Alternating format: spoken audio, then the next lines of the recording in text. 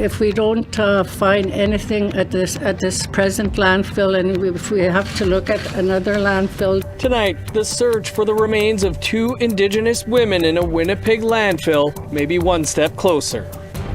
And what we found was that 40% of the people, there was no sort of formal plan approach. BC's Auditor General finds services for Indigenous inmates lacking. Art is a form of healing for me, and it's a part of learning. And a Montreal shelter creates a welcoming space.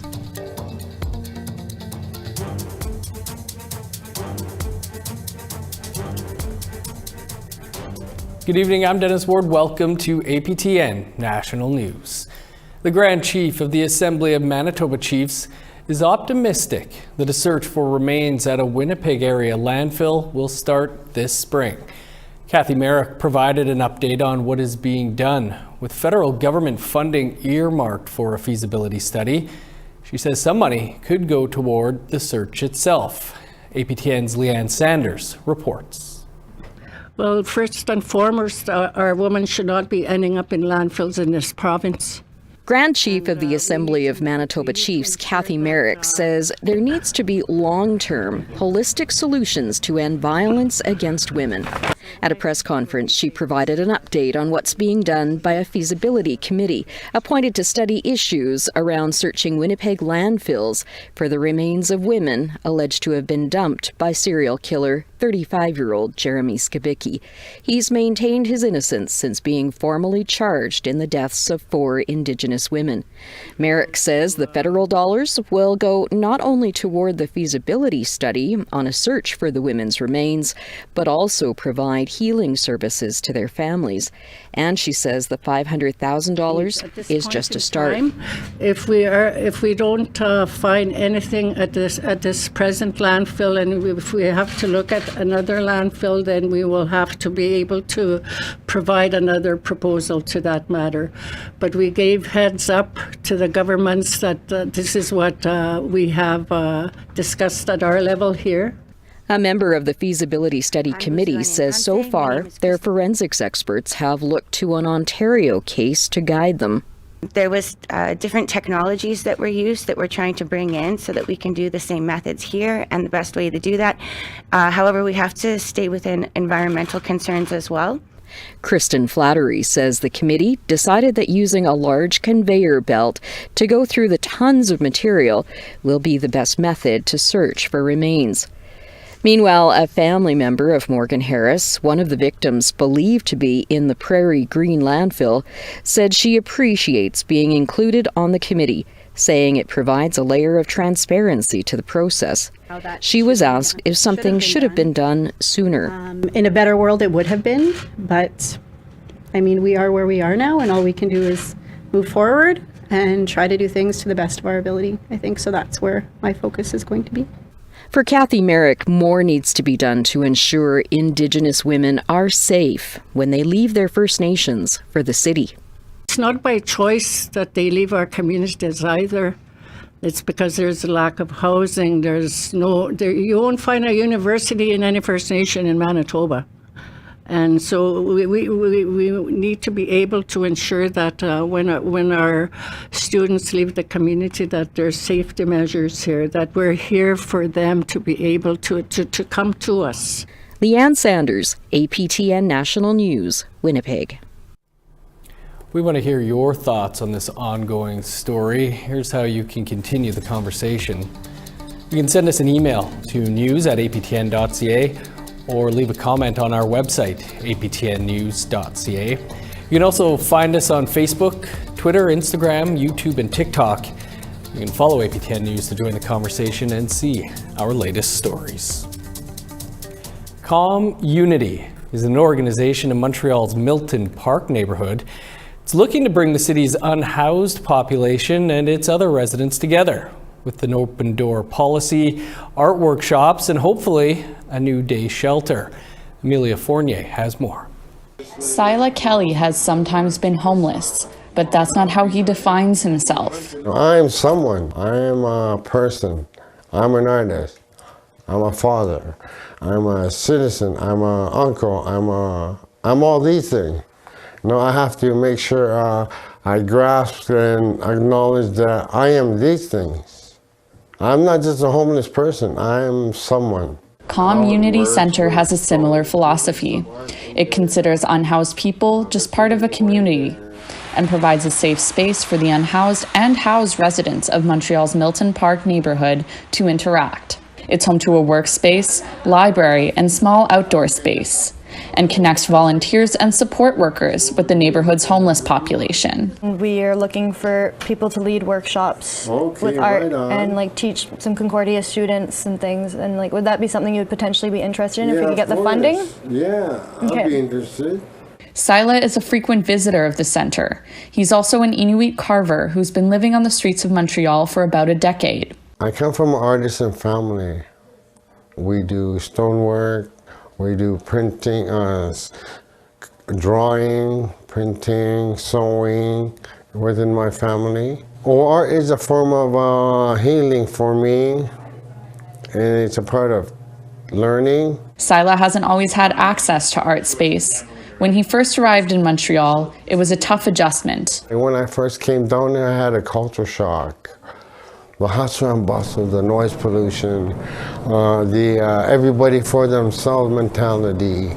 Like, I come from a very close-knit community where everybody knows everybody. And it's more homey, it's like people helping each other more. By accessing Montreal-based services like Open Door and Community, he's been able to sell his art and just got an apartment. It's a struggle still, you know. I gotta work my way up slowly, one step at a time. Chelsea works for Mossy Society, one of Community's partner organizations, organizing art workshops with unhoused populations. Just speaking to street people, we've realized that there's just a high demand for activity that's not drinking alcohol or doing drugs on the street. They want to keep occupied in positive, constructive ways. Homelessness isn't a simple problem that can be solved by giving people a job and a house, says Jonathan Labier. He's the director of Community. Montreal opened up temporary emergency shelters during the recent cold snap, but Jonathan says people and governments need to lend a hand year-round. Homelessness is often seen like one problem, and a problem that comes mostly in crisis, so like we kind of react in crisis mode.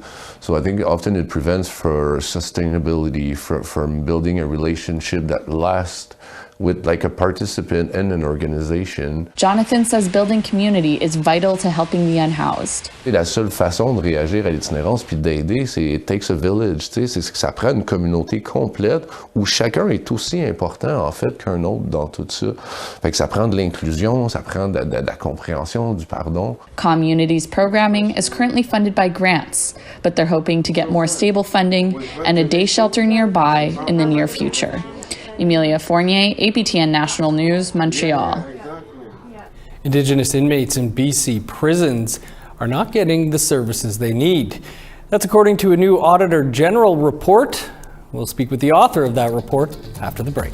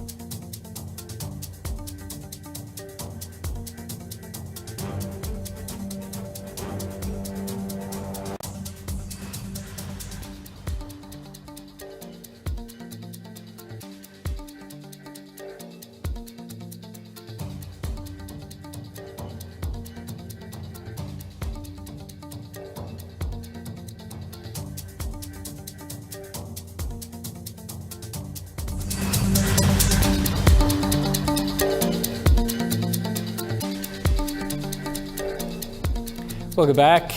A British Columbia Auditor General report paints a grim picture of mental health and substance abuse services for Indigenous inmates. The report finds that PHSA is not delivering adequate services to Indigenous inmates with a mental health or substance abuse diagnosis. There's inconsistent access across the system. This despite the fact that Indigenous men and women also make up 33% of those in custody, but only make up 6% of BC's population. Joining us now is Auditor General for BC, Michael Pickup. Michael, thanks for being with us and taking some time here. What did the mental health and substance abuse audit cover? Sure. So it really looked at the Indigenous population in correctional facilities within British Columbia to determine if the PHSA, the relevant health authority, was providing the services that it wanted to provide to this group of people. So what were some of the findings and recommendations? Yeah, sure. So we looked at, sort of from intake, people coming into the correctional facilities through to discharge. And what we found was that 40% of the people, there was no sort of formal plan approach, recognizing that Indigenous people that come into the correctional facilities here in BC, 90% have a mental health or substance use disorder, or in fact both. So 20% of these folks coming in had a plan for some services in place, and only 40% had that complete plan. So that is sort of from the time you come in to the treatment that you receive or the services that you receive while you're in the correctional facilities. Your report mentions gaps in monitoring and oversight. What does that do to? Yeah, so I think one of the big things here is sort of, looking at supervisory review. So there are files, there is an approach that the PHSA has put in place.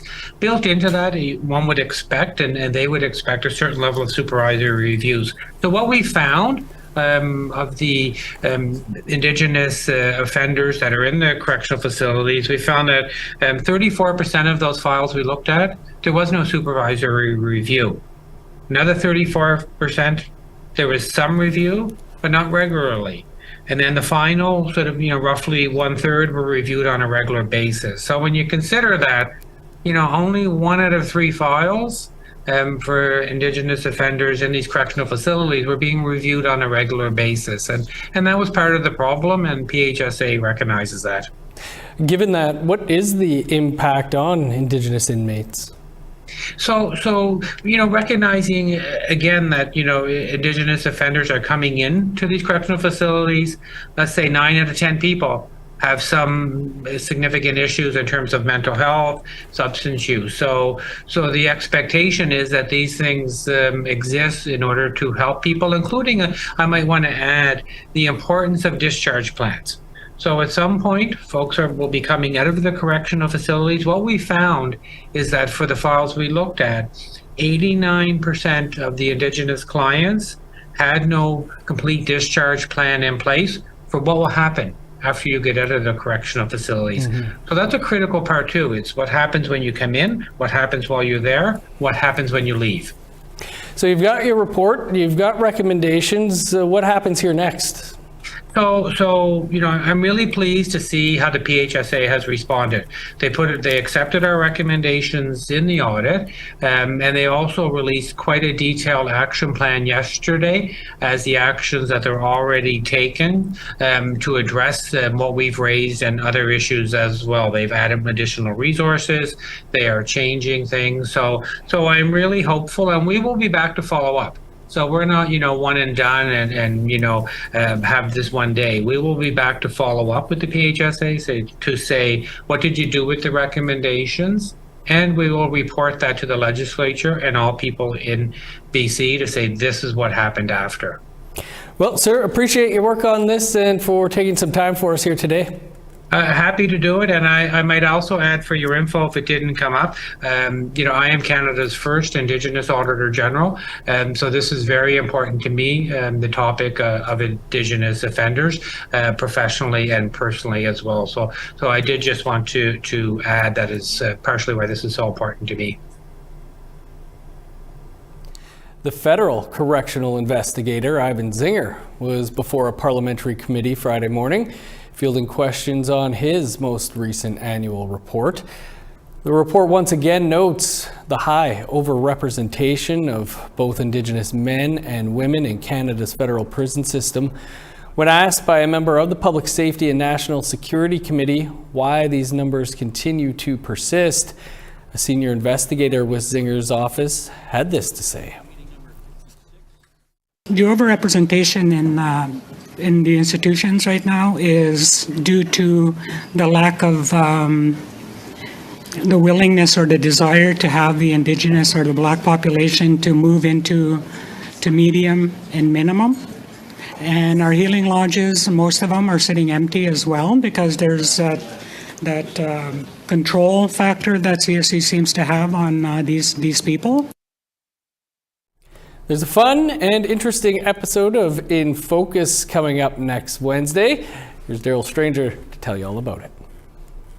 Hello everyone, Valentine's Day is fast approaching and we thought it would be a great time to do an In Focus based on love. And as always, we want you to join in on the talk next week. We want to see any photos or videos of things you love, like your partner, dogs, kids, or a favorite cultural activity that you love doing. You can send in what you love to infocus@aptn.ca and you might just end up in our love-themed episode of In Focus.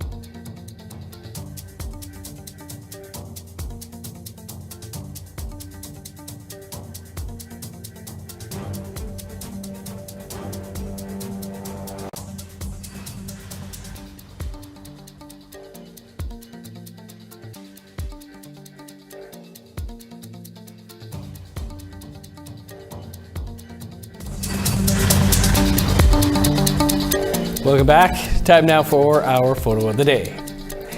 Viewer Dave Menzies shared this picture of his cat trying to take on a polar bear while watching Polar Bear Town on APTN. No word on who won. Thanks for sharing, Dave. If you want to be featured as our photo of the day, you can email us your pictures to share@aptn.ca, or you could even tag APTN News on Instagram. Now let's take a look at tomorrow's weather forecast. Starting on the East Coast, 10 in Halifax, 5 above for Charlottetown. Minus 24 and sunny skies in Kuujjuaq, 21 below in Nain. Sunny and minus 2 for Montreal, snow and 9 below in Chibougamau. Plus 1 in Sault Ste. Marie, snow and minus 4 in North Bay. Minus 6 in Thunder Bay, plus 2 with flurries in Sioux Lookout.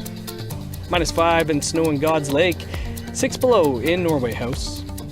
Plus 2 in Winnipeg, 1 below with snow in Dauphin. Sunny and minus 1 for Regina and North Battleford, plus 1 in Saskatoon, 0 in Meadow Lake and Buffalo Narrows. In northern Alberta, minus 7 with snow for Fort Chip, plus 2 and snow in Fort McMurray. 4 in Edmonton, sunny and plus 6 in Lethbridge. 7 above for Vancouver, plus 8 in Victoria.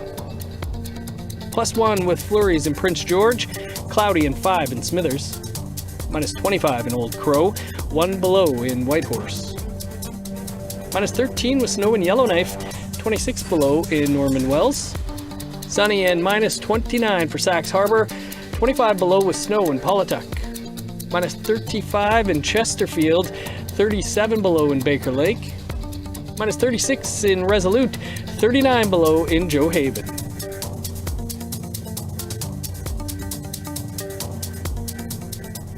The province of Saskatchewan may soon be rocking out to more Indigenous music. APTN's Brett McGilvery explains.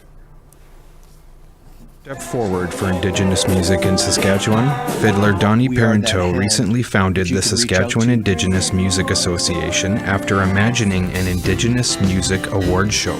I thought about the Indigenous community in Saskatchewan, and it'd be nice to have their own award show.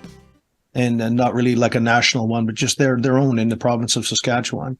And that's how the idea blossomed in my head. And the first phone calls I've made was to Cheryl and Grant Kimbley and asked them about the idea.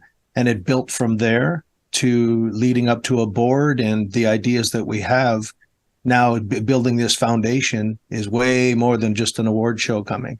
Board members Cheryl and Grant Kimbley know all too well how isolating the North can be for many First Nations in the North.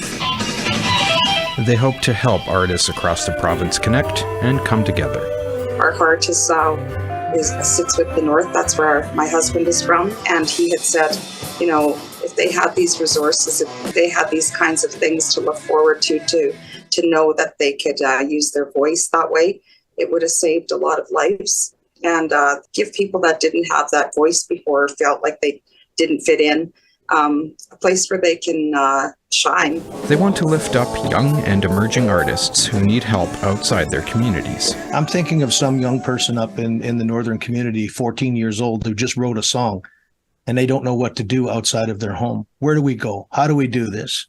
Well, we have the knowledge. A Prince Albert Awards show is their main focus for the upcoming year, and October 1st is fast approaching. They want artists to get signed up for the E.A. Rawlinson Center event, which will be free, and build up from there. Having the young people from northern Saskatchewan to central to southern, east and west, being able to come together in a more fluid way where they're connected and there's networking happening, and people that are young people in northern Saskatchewan that feel alone and left out no longer feel that, because they're connected to something bigger than themselves. Brent McGillivray, APTN National News, Saskatoon. Great initiative there. Well, to a big prize now, and an Inuit designed and led mental health and wellness project in Nunavut now has $1 million more to work with. That's because Nunavut Literacy Council's Pili Imok Sili Iayak is the 2022 winner for the Top Arctic Inspiration Prize. The prize is awarded annually at a ceremony in Ottawa Wednesday night. More than $2.7 million was doled out to 7 projects from across the North. Runners-up included a Yukon-based recovery program and a Nunavik-based research initiative. Both were awarded $500,000, and an elders teaching program in the Mackenzie Delta region of the Northwest Territories received $450,000. Members of the Nunavut Literacy Council say the $1 million will go toward strengthening community-based wellness programming. And what this project will specifically do is support frontline community service providers, community champions, programmers with training and skills, first and foremost on Inuit Kayumayutukangit, and then they will learn and we will share with them the approaches, styles, and methodologies of Ilitaksinak style programming, because we want that to be a new method of training and learning for Inuit, because we know it works. We've seen the results within our program. Well, as you likely know by now, the Philadelphia Eagles and Kansas City Chiefs face off this weekend on Super Bowl Sunday. But even if you don't like football, you may want to tune in for some of the Indigenous performances.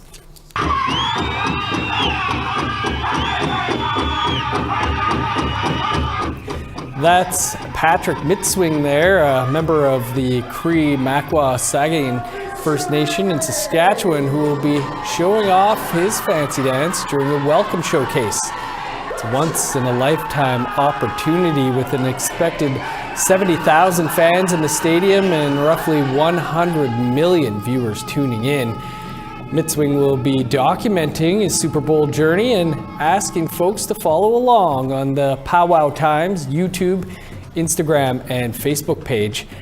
And for the first time ever, the National Football League will recognize the Indigenous land on which the games will take place.